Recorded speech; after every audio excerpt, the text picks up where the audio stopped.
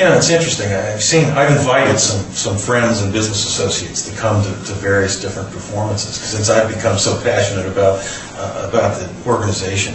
And I have found over and over again, oh, classical music, who wants to listen to that? Well, come to a jazz performance.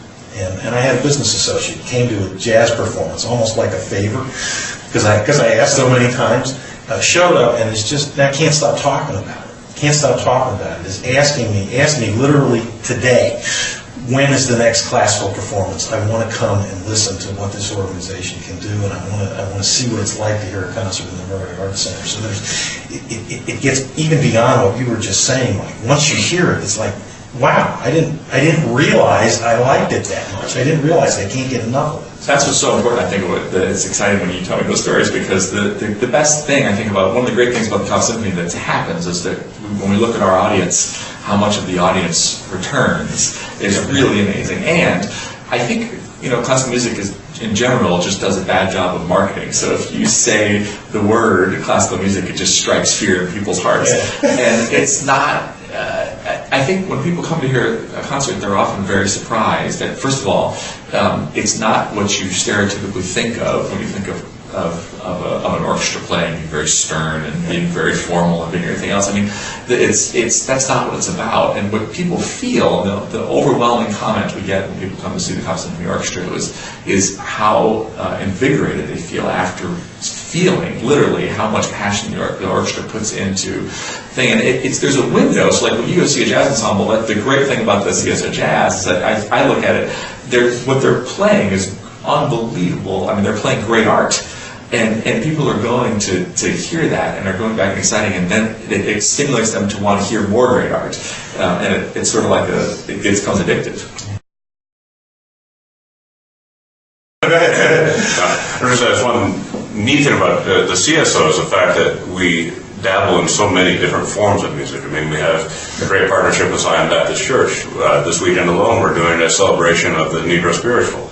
And many people would think traditional symphony orchestra stereotype is not, wow, you guys are going to do that. And it's just a natural extension of the art we're doing. And something to take on what you just said, we do explore popular music, and the test will be whether or not that popular music withstands the test of time. But we'll certainly present it now and see where it ends up 50, 100, 150 years ago if we look at music of The Who, which we did not too long ago. And that is, yes, it's popular music, but it also has a certain charismatic quality that makes it totally classical in many regards. I mean, it does inspire thought, it does invoke certain reactions, and yes, you leave talking about it. I mean, it's what we've talked about among ourselves, the idea of exploring your CSO experience, and what we're just talking about here. There's jazz, there's the classical symphony, there's chorus, there's the youth orchestra, there's the youth jazz band, there's the CSO jazz. The experience extends beyond that. If I want to know about the concert that's coming up, Masterworks 3, for example, I know I can go onto the CSO's website and I can get a short video of Mike Alexander or Maestro talking about what the piece is, what the background of the composer was, what was going on in that individual's life when he wrote it. You talked about the passion of the musicians a little bit. And part of my experience is particularly in the Murray Center, when the concert's over, the musicians don't just disappear and run away. Everybody wants to hang out in the lobby of the Murray Center just because the ambiance is just so nice. And the musicians are out there with the backpack, carrying their instruments, chatting with the folks that were just in it. Then I can read the blog post that I think you mentioned earlier. So the experience can be so pervasive throughout the whole community. And we're actually very conscious of that. And I think one of the things that makes us unique is that, I think as a result, we're aware that a lot of people maybe have not been to, maybe they haven't spent their whole life listening to Beethoven.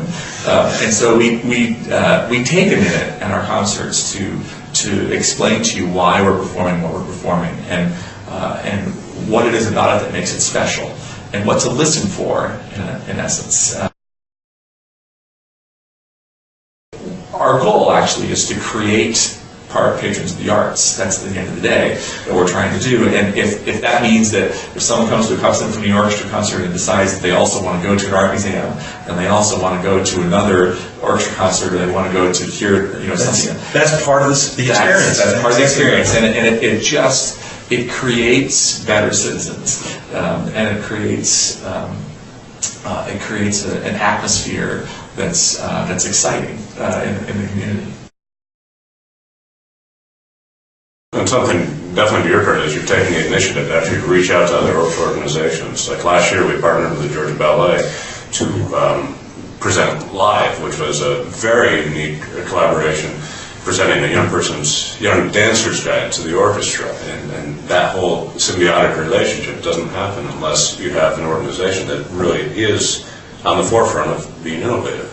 I mean, that our goal as arts patrons, and normally you'd say we're competing, but no, we're not. We're all after the same goal. I think one of the important things for people to understand is that as a result of the Cobb Symphony's sort of meteoric rise over the last, as we were talking earlier about over the last 10 years, one of the problems with that is that we've in essence given this gift to the community without asking for them to support it. And that's a great thing, but it also creates problems in the fact that most people still in the community are unaware that, first of all, that it takes money to run an organization like this, and secondly, really the impact that we're having.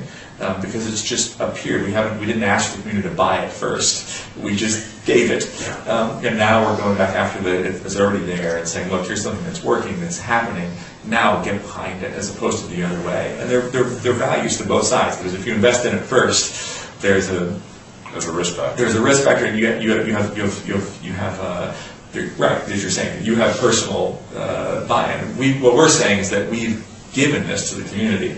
Now it's time for the community to step back and say, okay, here's this, we need to support it. There's another really important aspect of what you're saying, Mike, is if you look at the programming that we have, the breadth of programming and the number of performances, and when I talk to other members of boards of directors of other community symphonies, and people start talking about, well, how many employees do you have? And they look at our program and what we're doing, and my answer is 3. The room goes silent, right? Because it's impossible. Right. It's impossible to do what the Cobb Symphony does with 3 employees. Yeah. Everybody in the arts world knows that. We need at least 6 or 7 people. We're doing it for 3. So when I talk about economic impact and an investment in the arts, it's not like we're sitting back just rolling in the gravy. Eating bonbons. Eating bonbons. It's folks working incredibly hard, in ridiculous hours that Brian puts in because of the passion, and that's what delivers back to the community. I mean, it's a terrific, in my mind, model, not only for an arts organization, for a business organization. I wish my business had people working in it that were as passionate as the folks running the Cobb Symphony.